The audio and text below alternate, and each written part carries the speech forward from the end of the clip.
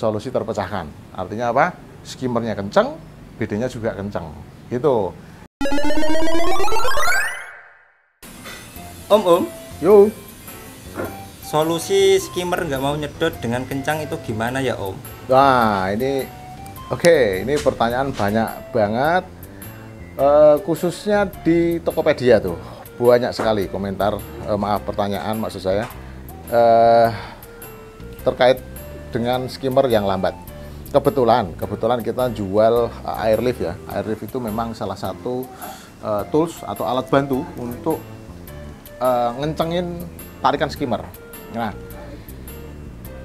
sebelumnya kita bahas penyebabnya dulu ya. Penyebabnya itu apa?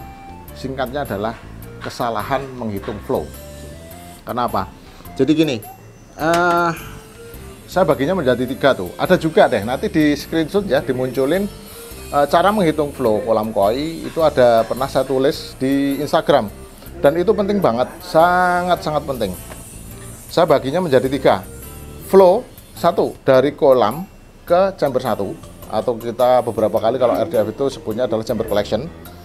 Flow antar chamber ya, yang keduanya flow antar chamber. Ketiganya flow pipa return, pompa return. Jadi dari chamber pompa yang balik ke waterfall atau untuk arus. 3 ya. Saya ulang lagi. 1 flow dari kolam ke chamber 1, 2 flow antar chamber, ketiganya adalah flow untuk pompa return. Nah, oke, kita bahas satu-satu dulu nih. Dan umumnya yang salahnya di mana? Itu nanti ketahuan tuh, kita runut satu-satu. Nah, flow yang pertama adalah dari kolam ke chamber 1. Itu airnya lewat mana? Lewat bottom drain dan skimmer, gitu ya. Terus flow yang kedua adalah antar chamber.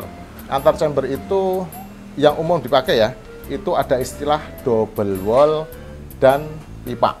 Oke ya.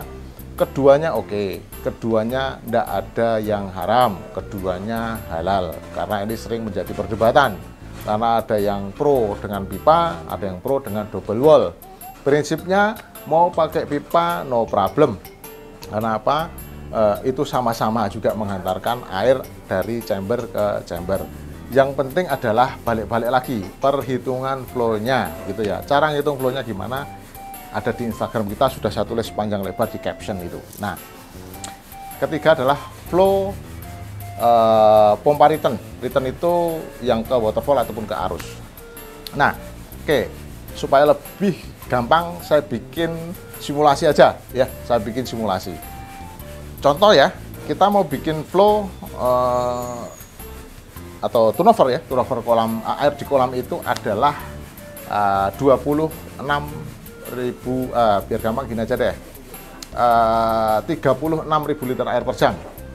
Jadi yang dipakai adalah bottom drain 4N kali 2 titik dan skimmernya 2N kali 2 titik. Itu gravity flow-nya adalah sekitar ya 36.000 liter air per jam. Kenapa saya bilang sekitar? Karena ada variabel-variabel lain, misal friction loss. Kalau kolam di sini chambernya nanti jauh, ya pasti friction loss-nya semakin jauh. Apalagi pipanya belok-belok gitu ya. Nah, jadi umumnya saya sampaikan itu flow-nya adalah sekitar 36.000 liter air per jam. Itu dari kolam ke chamber 1. Nah, terus antar chamber berarti harus lebih besar daripada 36 atau minimal 36.000 liter air per jam. Nah, ini kalau pakai pipa berarti harus pakai pipa minimum 4N kali 4 titik. Caranya itu gimana? Saya ulangi lagi, silahkan kunjungi di Instagram kita. Saya pin tuh di kiri atas. Nah, atau bisa juga pakai 3N kali 6. Nah, itu bisa juga. Atau bisa juga pakai 2N supaya wallnya bisa tipis. Kan flow-nya 36 tadi ya.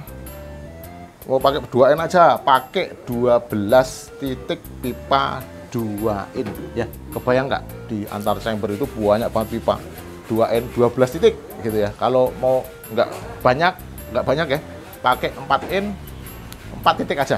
Tapi kan tebel jadinya. Nah, gitu ya. Jadi flow dari chamber kolam ke chamber 1 dan antar chamber sudah inline, baru kita lari ke poin ketiga. Flow dari chamber pompa ke kolam ya. Untuk mudahnya gini, patokannya saya biasa pakai pompa-pompa Jepang ya, pompa-pompa yang flow-nya cenderung real. Nah, pompa yang kapasitas 36.000 liter air per jam itu berapa sih? Nggak harus satu pompa lah ya, nggak harus satu pompa, bisa 2, bisa 3, bisa 4. Kalau misalnya nih ada pompa Jepang yang 22.000 liter air per jam, nggak usah saya sebut mereknya ya, itu pipanya berapa sih? 2 N. Nah, jangan dikecilin, pakainya 1,5 N atau 1 N, itu yang umumnya terjadi gitu ya. Begitu dikecilin ya pompanya itu kecekek gitu. Nah, oh ternyata pompa Jepang ini pipanya 2 N, flow-nya hanya mampu 22.000 liter air per jam. Artinya harus kita siapkan kalau mau pakai atau mau mencari untuk flow 36.000 liter air per jam, berarti minimum itu pakai pipa 2N kali 2 titik gitu ya. Dikasih lebih banyak lagi nggak apa-apa, mau dikasih 3, 4 nggak apa-apa.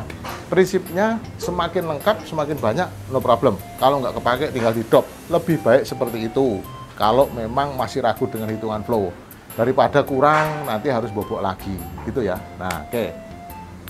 Saya rasa teman-teman semua sudah memahami itu. Sekarang kita bredel case by case yang umumnya terjadi nih, kenapa skimmernya lambat. Yang sering kita konsultasi ke kita di Tokopedia, akhirnya kita malah justru nggak sarankan untuk beli airlift. Even kita jualan airlift gitu, cuman karena penyakitnya bukan itu, kenapa harus beli obat itu? Malah nanti jadi asam lambung, kan repot. Jadi harus menentukan obat itu sesuai dengan penyakitnya. Nah, umumnya begini nih yang sering terjadi. Flow dari kolam ke chamber 1 sudah benar. Kecekeknya di antar chamber karena pakai pipa dan flow-nya nggak dihitung. Nah, pipa returnnya udah bener nih.